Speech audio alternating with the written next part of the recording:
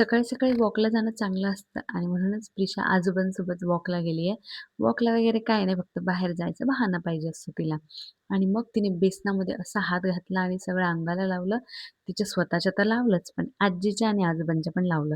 आणि तेच हात घेऊन सगळ्यांना लावत होते. त्यानंतर तिचे हात वगैरे धुतले, तर लगेच पप्पांसोबत बसली आणि पप्पांच्या जवळ बसून त्यांनी जे जे काम केलं होतं त्याला बिघडवण्याची तयारी तिची सुरू होती.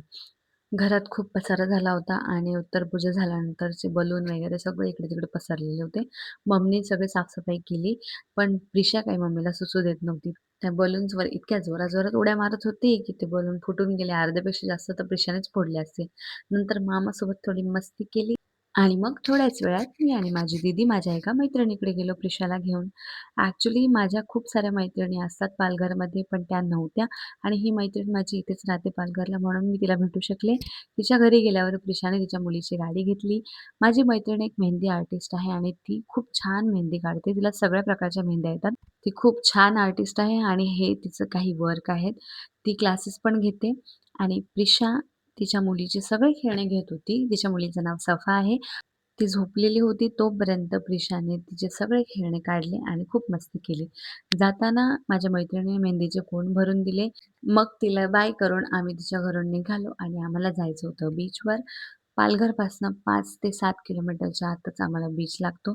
इतकं सुंदर बीच आहे आणि पहिले तिथे काहीच गर्दी नव्हती, पण आता खूप गर्दी असते.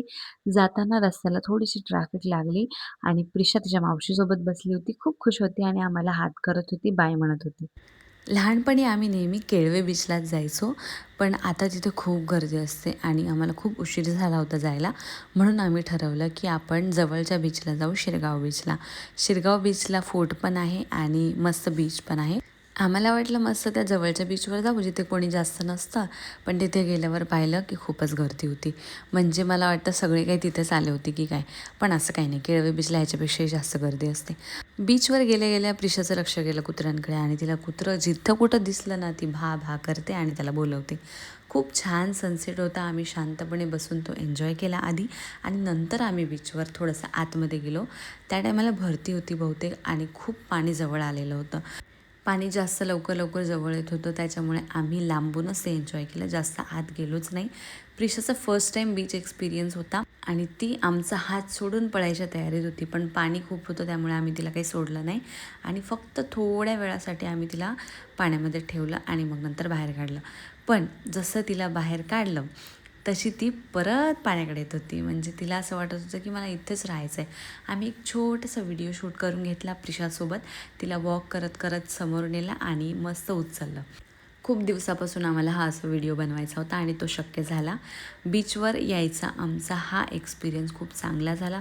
विशू तर फक्त उड्याच मारत होता पाण्यामध्ये आणि खूप लांब जायचा प्रयत्न करत होता. आम्ही त्याला काही जाऊ दिलं नाही आणि प्रिशा त्याच्या मागे मागेच धावत होती. आम्ही एक छोटासा व्हिडिओ घेण्यासाठी फक्त तिला धावू दिलं आणि ती बघा फक्त पाणी येईपर्यंत कशी जोरात धावत होती आणि जसं पाणी आलं ना तसं ती एका ठिकाणी थांबली. थोडंसं फक्त पाण्यात तिला भिजू दिलं आणि त्याच्यानंतर तिच्या मामाने तिला उचलून घेतलं. आता खूप रात्र झाली होती, आम्हाला उशीर होत होता, म्हणून आम्ही तिथनं निघालो. बाकीच्या गप्पा नेक्स्ट व्लॉगमध्ये मारूया. बाकी चॅनलला सबस्क्राईब करायला विसरू नका आणि असेच व्हिडिओ रोज बघण्यासाठी बेल आयकन नक्की प्रेस करा.